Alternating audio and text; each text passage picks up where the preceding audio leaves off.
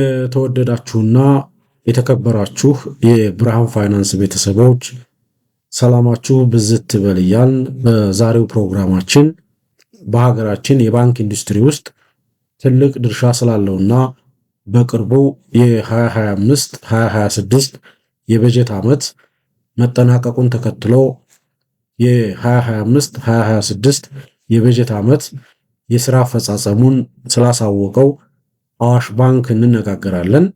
ባንኩ ያሳየው እድገት እና አጠቃላይ ወደ ጎረቤት ሀገራት ለመስፋፋት የጀመረው አዲስ ጉዞ በኢትዮጵያ የካፒታል ገበያ ላይ ምን ትርጉም አለው የሚለውን በዋናነት መነሻ በማድረግ በሚገባ እናያለን። ይህንንም በዝርዝር ስለምንመለከት ከእናንተ ፐርስፔክቲቭ ልትጠቀሙ የሚችሉበትን ነገር መውሰድና መረዳት በእጅጉ ጠቃሚ ነው። ይህንንም ስናይ የመጀመሪያ የምናየው የቁጥሮች ሚስጥር ነው ወይም ደግሞ የባንኩን ወቅታዊ አቋም ፋይናንሻል ፐርፎርማንስ እንዳስሳለን። በካፒታል ገበያ ላይ አንድን ተቋም ለመገምገም ቁጥሮችን በሚገባ ማየት ያስፈልጋል። ቁጥሮች ብቻ አይደሉም፣ ኳሊቴቲቭሊም ያሉ ነገሮችን በሚገባ መውሰድ ያስፈልጋል። በካፒታል ገበያ ውስጥ የአንድን ተቋም ቁመና ስትለኩ ከሁለት ፐርስፔክቲቭ በዋናነት መለካት ይኖርባቸዋል። ኳሊቴቲቭሊም ኳንቲቴቲቭሊም።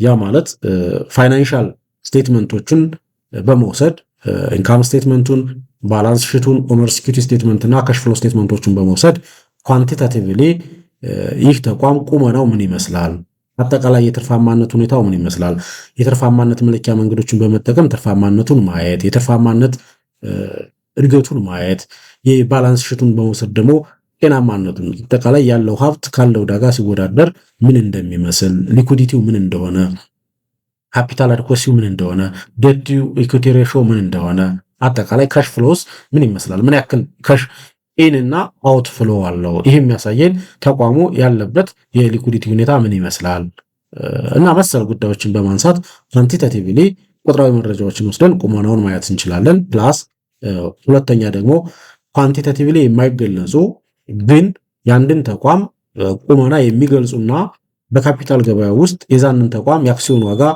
ከፍም ዝቅም ሊያደርጉ የሚችሉ ኳሊቴቲቭ ነገሮች አሉ።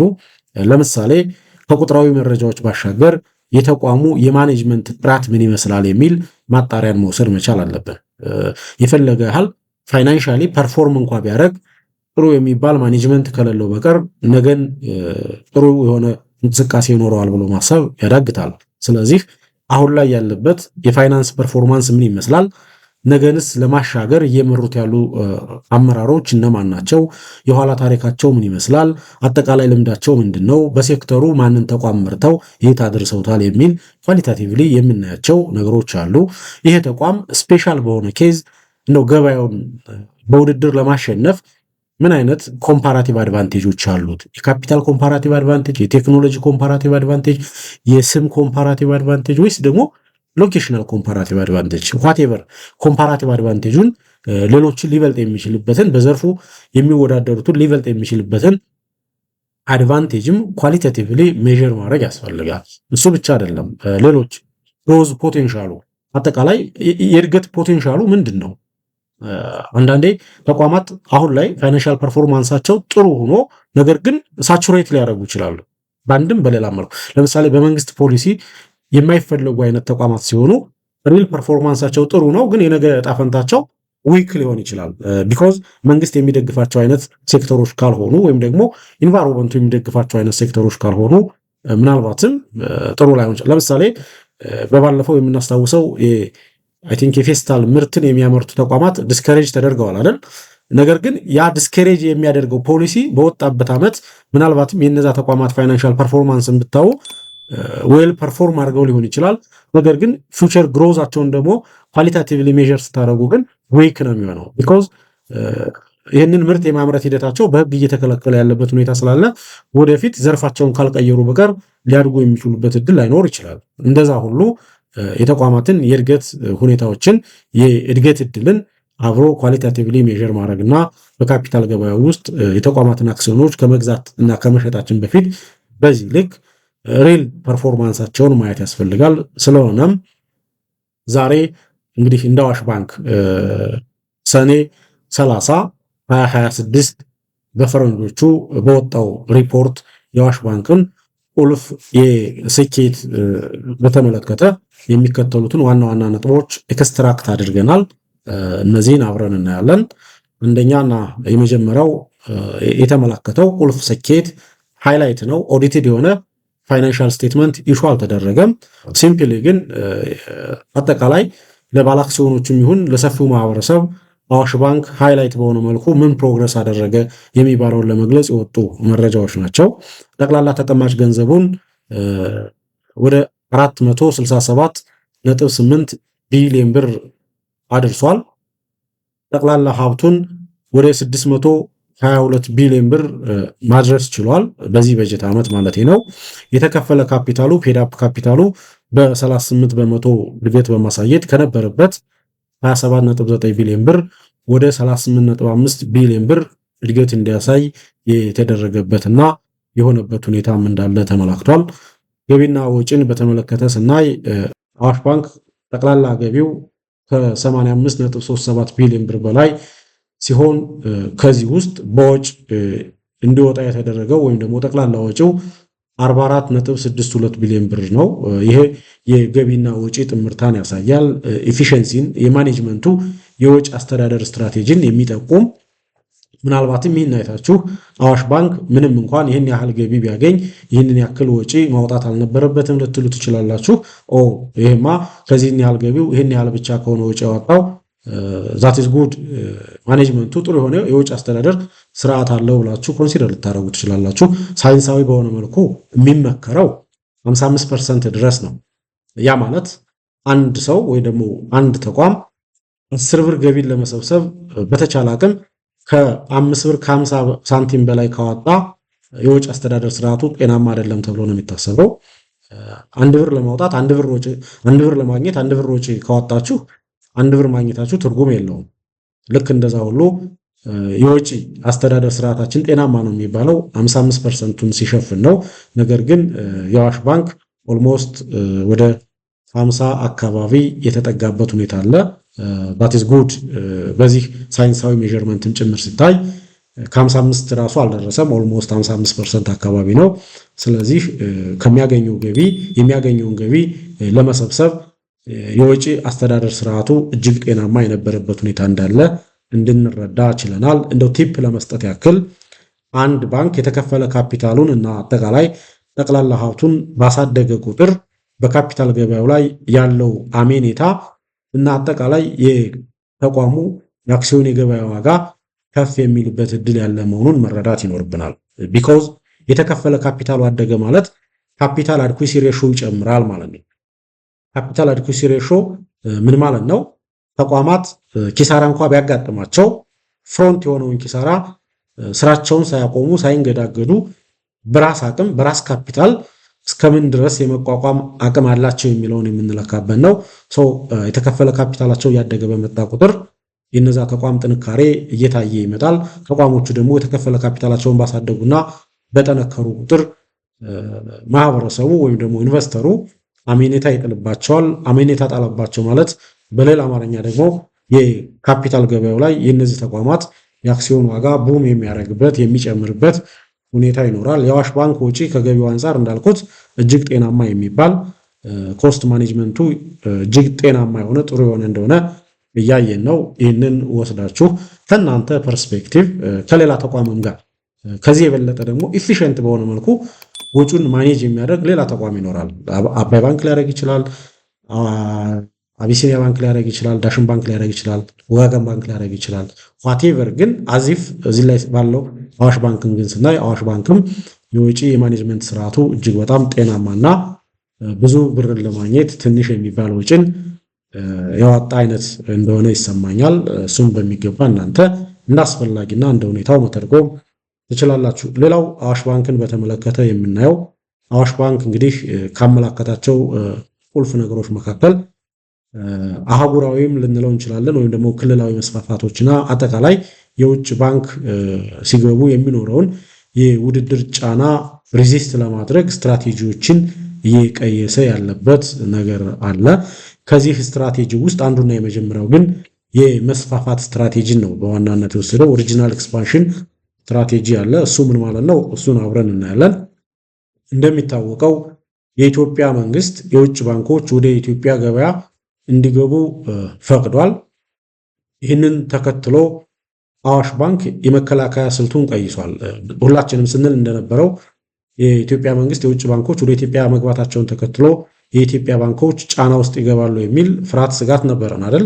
ቢኮዝ የውጭ ባንኮች አንደኛ ይዘውት የሚገቡት ካፒታል ትልቅ ይሆናል ብለን እናስባለን። ሁለተኛ ኤክስፖዠራቸው ጥሩ ነው፣ ልምድ ይኖራቸዋል። ሶስተኛ ግን ሶፊስቲኬትድ የሆነ እጅግ በጣም ዘመናዊ የሆኑ ቴክኖሎጂዎችን ሊላበሱ ይችላሉ የሚል ግምት ስላለን አብዛኞቻችን የውጭ ባንኮች ወደ ኢትዮጵያ መምጣት መቻላቸውን ፖዚቲቭሊ ብናየውም ሀገራችን ውስጥ ላሉ እድገት ላይ ላሉ ባንኮቻችን ግን ጫናን ይፈጥራል የሚል ሳሟት ስጋት ነበረን። ስጋቶች አሉን፣ ሪዘርቬሽን አለን። መምጣታቸውን እንወዳለን። ፐርሰናሊ ወዳለው ቢኮዝ የኢትዮጵያ ባንኮች ይነቃቃሉ። የኢትዮጵያ ማህበረሰብ ጥራት ያለው የባንክ ሰርቪስን ማግኘት የሚችልበት እድል ይፈጠራል።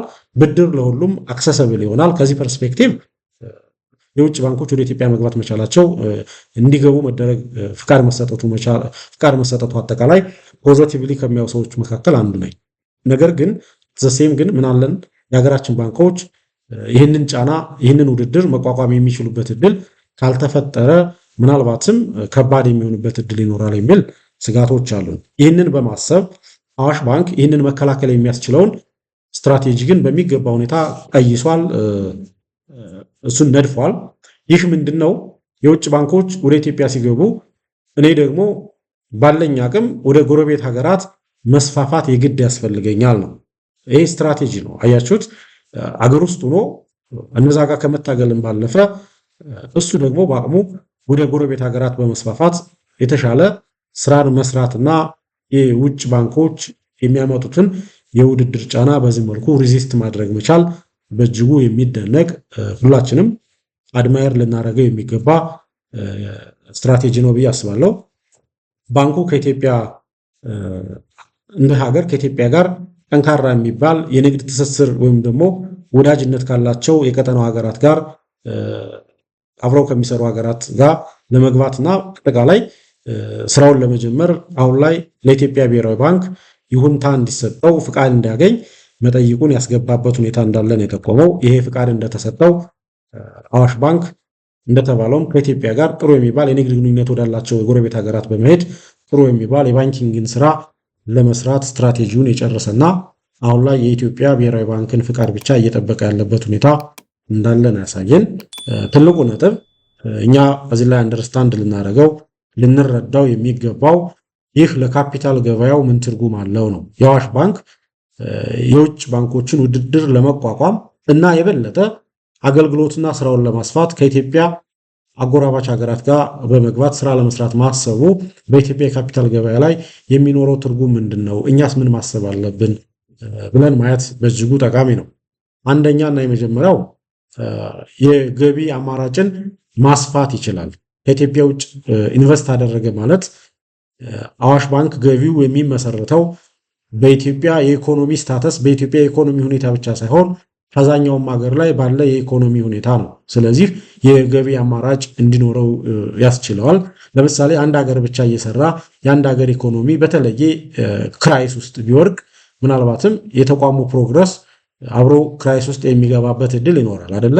ነገር ግን እንደዚህ ዳይቨርሲፋይ ካደረገው ግን ምናልባትም የገቢ አማራጩ ጭምር የሚሰፋበትና የሚያድግበት እድል ይፈጠራል። በዚህም የአዋሽ ባንክ የአክሲዮን የገበያ ዋጋ ቡም ያደርጋል። የኢትዮጵያ ኢኮኖሚ እንኳን ቢያሽቆለቁል በተስፋፋበት ሀገር ኢኮኖሚ ስራ የሚሰራበትና ጥሩ የሚባል ገቢን የሚያገኝበት እድል ስለሚያገኝ የገቢ አማራጩን ዳይቨርሲፋይ ማድረጉ በእጅጉ የተቋሙን ፐርፎርማንስ ከፍ ለማድረግ ያግዘዋል። የተቋሙ ፐርፎርማንስ ደግሞ በአንድም በሌላም መልኩ ከፍ የሚልበት እድል ከተፈጠረ የተቋሙ የአክሲዮን የገበያ ዋጋ በእጅጉ ውድ የሚሆንበት ዲማንድድ የሚሆንበት እድል ይፈጠራል። ሌላው ወደ ውጭ ሄዶ መስራት መቻሉ የውጭ ምንዛሬ ግኝትን ከፍ ሊያደርግለት ይችላል። እንደሚታወቀው በሀገራችን የውጭ ምንዛሬ ግኝት በእጅጉ አጭር ነው፣ ወይም ደግሞ ብዙ ተቋማት የውጭ ምንዛሬን እንደልባቸው አያገኙም። እንግዲህ አዋሽ ባንክ በርካታ የሚባሉ ኢምፖርት ኤክስፖርት ላይ ያሉ በርካታ ደንበኞች አሉት። ለነሱ የሚሆን በቂ የሚባል የውጭ ምንዛሬን ለማግኘት ይሄኛው ሌላ አማራጭ ሆኖ ያገለግለዋል ተብሎ ይታሰባል። ወደዛ ሄዶ የሚሰራበት እድል ካለ የውጭ ምንዛሬ ግኝቱ ይጨምራል። የውጭ ምንዛሬ ግኝቱ የሚጨምር ከሆነ አጠቃላይ ካፒታሉ ይጨምራል ማለት ነው። የካፒታል እድገት ይኖረዋል። የትርፋማነት መጠኑ ይጨምራል። በዚያም የተቋሙ የአክሲዮን የገበያ ዋጋ በእጅጉ ከፍ ሊል የሚችልበትና ትርፋማ ሊሆን የሚችልበት እድል ይኖራል። ሰዎች የተቋሙን አክሲዮን የተቋሙን የድርሻ ሰነድ የካፒታል ገበያው ላይ ለመግዛት ጥረት የሚያደርጉበት ሁኔታ ይኖራል። በዛም እንዳልኩት ዋጋ ሊሰቀል የሚችልበት እድል ይኖራል። ይህንን እኛ ኮንሲደር ማድረግ አሁን ለመግዛት ብቻ ሳይሆን ማሰብ ያለብን ከዚህ በፊትም የአዋሽ ባንክን አክሲዮን የያዝን ሰዎች እንዲህ አይነት እድሎች ካሉ የአክሲዮን ዋጋችን ከፍ ሊል የሚችልበት የተሻለ ካፒታል አፕሪሲዬሽን ልናገኝ የምንችልበት የተሻለ ዲቪደንድ ፔይአውት ሊኖር የሚችልበት እድል ያለ መሆኑን መረዳት አሁንም በእጅጉ ጠቃሚ ነው። ሌላው አዋሽ ባንክን በተመለከተ የምናየው ዲጂታል ሽግግርና የሀገር ውስጥ ውድድርን ስትራቴጂውን በተመለከተ ነው። አሁንም ቢሆን ምንም እንኳን ከኢትዮጵያ ውጭ በመስፋፋት በእጅጉ መስራትን ዲማንድ ቢያደርግ አዋሽ ባንክ አሁንም ቢሆን በዲጂታል ሽግግሩና በሀገር ውስጥ ውድድሩ የራሱን የሆነ ስትራቴጂ ነድፎ እየተንቀሳቀሰ ያለ ትልቅ የሀገራችን ባንክ ብርቅዬ ባንክ ነው። የውጭ ፈቃዱን በሚጠባበቅበት በዚህ ወቅት አዋሽ ባንክ በሀገር ውስጥ ያለውን ተወዳዳሪነት ለማጠናከር በዲጂታል ትስስርና በቅርንጫፍ ማሳደግ ላይ አሁንም በስፋት እየሰራ ነው። በቅርቡም በወጡ መረጃዎች 25 የሚደርሱ አዳዲስ ቅርንጫፎችን ከፍቷል። ይህ የሚያሳየን አሁንም ቢሆን አዋሽ ባንክ ለሀገር ውስጥ ውድድር በእጅጉ ትኩረት የሰጠ መሆኑን የሀገር ውስጥ ውድድሩንም በብቃት ለመወጣት የቴክኖሎጂ ሽግግር ላይ ያተኮረ መሆኑን ጎን ለጎን ደግሞ የቅርንጫፎች ማስፋፋትንም ጭምር እያካሄደ ያለበት የሀገራችን ግዙፍ እና አትራፊ ባንክ ነው። እዚህ ላይ አሁንም ለካፒታል ገበያው ምን ትርጉም አለው? እኛ በካፒታል ገበያ ውስጥ ለምንሳተፍ የአዋሽ ባንክ አክሲዮንን ለመግዛት ለመሸጥ ለምናስብ ሰዎች ምንድነው የሚለውን አሁንም ባንክሮ ማየት በእጅጉ ጠቃሚ ነው ብዬ አስባለሁ። በባንክ ዘርፉ እንደሚታወቀው ዲጂታላይዜሽን ማለት አጠቃላይ የወደፊት የስራ ማስኬጃ ወጪን የመቀነሻ ስትራቴጂ ነው። የስራ ኤፊሽንሲን የማንጫ ስትራቴጂ ነው። አሁን ላይ ዲጂታላይዜሽን በደንብ ኢንቮልቭ እያደረጉ ያሉ ተቋማት የትርፋማነት መጠናቸው ሊቀንስ ይችላል፣ ቢኮዝ ብዙ ኮስት እያደረጉ ስለሚሆን። ነገር ግን ነገ ከነገ በኋላ ይሄው ኦልሬዲ ሴታፑ ከተስተካከለና በዚህ ስራን መስራት ከጀመሩ በኋላ ሁለት ጥቅሞችን ይዞላቸው የሚመጣው አንደኛው የስራ ወጪን ይቀንስላቸዋል። ሁለተኛው ግን የስራ ቀልጥፍናንም ያመጣል፣ ኤፊሽንሲን ያመጣል። በዛ ሂደት ወጪ ይቀንሳል ማለት የስራ ቀልጥፍና ይመጣል ማለት ዳይሬክትሊ ፕሮፊታቢሊቲ ይጨምራል ማለት ነው። ፕሮፊታቢሊቲ ይጨምራል ማለት እንደተባለው ዲቪደንድ ፔይአውቱ ይጨምራል፣ ኤርኒንግ ፐር ሼሩ ይጨምራል። አጠቃላይ የተቋሙ የአክሲዮን የገበያ ዋጋ በእጅጉ ቡም ሊያደርግ የሚችልበት እድል ያለ መሆኑን በሚገባ መረዳት አለብን። ይህንን ሁላችሁም እንደው የሌላ ተቋምም ፕሮስፔክተስ ስትገመግሙ ኮንሲደር ብታደርጉልኝ በእጅጉ ደስ ይለኛል። ቢኮዝ የተቋሙን ስትራቴጂ ማየት አለባችሁ። የተቋሙ ስትራቴጂ ነገ ምን ይመስላል፣ ነገም በምንድን ነው ሊሻገረው ያሰበ ብለን ማሰብ አለብን። ለነገ የሚሆን ዛሬ ወጪ እንኳን ቢያወጣ ምንም ችግር የለውም። ዲጂታላይዜሽን ላይ በደንብ እየሰራ ከሆነ ነገ የሚኖረው የስራ ኤፊሽንሲ በእጅጉ ይቀላጠፋል፣ ይጨምራል። የወጪ መጠንም በእጅጉ የሚቀንስበት እድል ይኖራል። ትርፋማነት አብሮ ሊሄድ እንደሚችል ማየትና የካፒታል ገበያው ላይ የተቋሙ የአክሲዮን ዋጋ ከፍ ሊል እንደሚችል መረዳት ጠቃሚ ነው ብዬ አስባለሁ። በመጨረሻም በካፒታል ገበያ እየተሳተፍን ላለንና ለመሳተፍ ለምንፈልግ አጠቃላይ ባለሀብቶች ወይም ደግሞ ኢንቨስተሮች እንግዲህ በካፒታል ገበያ ውስጥ ወይም ደግሞ ካፒታል ማርኬት ባለበት ሀገር ውስጥ ባለሀብት የሚባለው ትልቅ የሚባል ሰፊ የሆነ መሬትን ይዞ ትልልቅ ግንባታዎችን የሚገነባ ሰው ብቻ ማለት አይደለም። we are investors ሁላችንም ባለሀብቶች ኢንቨስተሮች ልንባል እንችላለን። የኢትዮጵያ ካፒታል ገበያ አውቶሪቲው ላይ አይታችሁት ከሆነ ባለሀብቶች ወይም ደግሞ ኢንቨስተሮችን በሶስት ነው የከፈላቸው። ሪቴል ኢንቨስተር ወይም ደግሞ ኢንዲቪዥዋል ኢንቨስተር፣ ኢንስቲቱሽናል ኢንቨስተር እና ፎሬን ኢንቨስተር ብሎ ማለት ነው። ስለዚህ ባለሀብቶች ስል እንዳልኩት በተለመደው አይነት አገላለጽ እንዳታስቡት ትልቅ ከተማ ላይ ትልልቅ ፎቆች ያሉት ብዙ ተሰብሳቢ የሆኑ መኪኖችን ያሉት የሚነዳ አይነት ሰው ብቻ አድርጋችሁ እንዳታስቡት ብዬ ነው። እኛም ቢሆን ኢንቨስተር ተብለን የምንጠራበትን እድል አግኝተናል። ቢኮዝ ኦፍ ሃቪንግ ካፒታል ማርኬት በመመስረቱ ምክንያት እኔም እናንተም በ2500 ብር በ3000 ብር የአንድን ተቋም የድርሻ ሰነድ መግዛት በመቻላችን ብቻ ባለሀብቶች የሚል ስያሜን ያገኘን ስለሆነ ባለሀብቶች ስል በዛ ልክ አብራችሁ ኮንሲደር እንድታደርጉልኝ ፈልጌ ነው። በኢትዮጵያ የካፒታል ገበያ ላይ ያም ይሁን ይህ ስኬታማ ለመሆን ውጤታማ ተሳታፊ ለመሆን እንደ አዋሽ ባንክ ያሉ ትልቅና ግዙፍ ተቋማትን እንቅስቃሴ መከታተል ወሳኝ ነው። ቢኮዝ ትልልቅ የሚባሉት ግዙፍ የሆኑ ተቋማቶች ለትንንሽ ተቋማቶች ፈርቀዳጅ ናቸው። አንዳንድ ነገሮችን የሚያሳዩ ናቸው። አዋሽ ባንክ ያልሞከረውን የቴክኖሎጂ አድቫንስመንት የሆነ አነስ ያለ ባንክ ይጀምረዋል ብላችሁ አታስቡም። አዋሽ ባንክ ያልሄደበትን አህጉራዊ መስፋፋት የሆነ አነስ ያለ የሀገራችን ባንክ ይሞክረዋል ብላችሁ አታስቡትም። ስለዚህ እነዚህ ትልልቅ የሚባሉ የሀገራችን ግዙፍ ተቋማት የሚደርሱበት ትልልቅ የሚባል እንቅስቃሴ መከታተል በእጅጉ ወሳኝ ነው። የባንኩ ጠንካራ የፋይናንስ አቋም፣ የዲጂታል ሽግግር እና አጠቃላይ ክልላዊ መስፋፋት ወይም ደግሞ ጎረቤታዊ መስፋፋት በእጅጉ የገበያ ተወዳዳሪነቱን ከፍ ሊያደርግ የሚችልበትና ምናልባትም የዚህ ተቋም የአክሲዮን ዋጋ ተፈላጊ የአክሲዮን ዋጋ ከፍ ሊል የሚችልበት እድል ይኖራል። ቢኮዝ አክሲዮኑ ተፈላጊ ስለሚሆን ማለት ነው። ስለሆነም እንደ ባለሀብት የአንድን ተቋም አክሲዮን ከመግዛታችሁ በፊት ተቋሙ ማንም ይሁን ማን የዛንን ተቋም አክሲዮን ከመግዛታችሁ በፊት ሁላችሁም የወደፊት ስትራቴጂውን እና የገበያ ውድድር የመቋቋም አቅሙን መገምገም እንዳለባችሁ አትዘንጉ። ይህንን አጽንኦት ሰጥቼ ለመግለጽ እወዳለሁ። ቅድም እንዳልኩት ፋይናንሻል ፐርፎርማንሱን ብቻ አትዩ፣ ኳሊታቲቭ ሜዠርመንት ወስዳችሁ ለምሳሌ የገበያ የውድድር አቅም፣ የወደፊት ስትራቴጂ፣ የማኔጅመንት ኳሊቲዎችን እና መሰል ጉዳዮችን ጭምር በማሰብ የተቋሙ የወደፊት ዕጣ ፈንታንም ጭምር ማስላት፣ ማየት፣ ማለም፣ መተለም በእጅጉ ጠቃሚ ነው ብዬ አስባለሁ። ለዛሬ የነበረኝ ቆይታ ይህንን ይመስላል። ምናልባትም ቪዲዮ ጠቃሚ ሆኖ ካገኛችሁት ላይክ እንድታረጉት፣ ሼር እንድታረጉት እና ለቻናሉ አዲስ ከሆናችሁ ደግሞ ቻናሉን ሰብስክራይብ እንድታረጉት በአክብሮት ጋብዛለሁ። ለነበረኝ ቆይታ እጅጉ አመሰግናለሁ። ታንኪዩ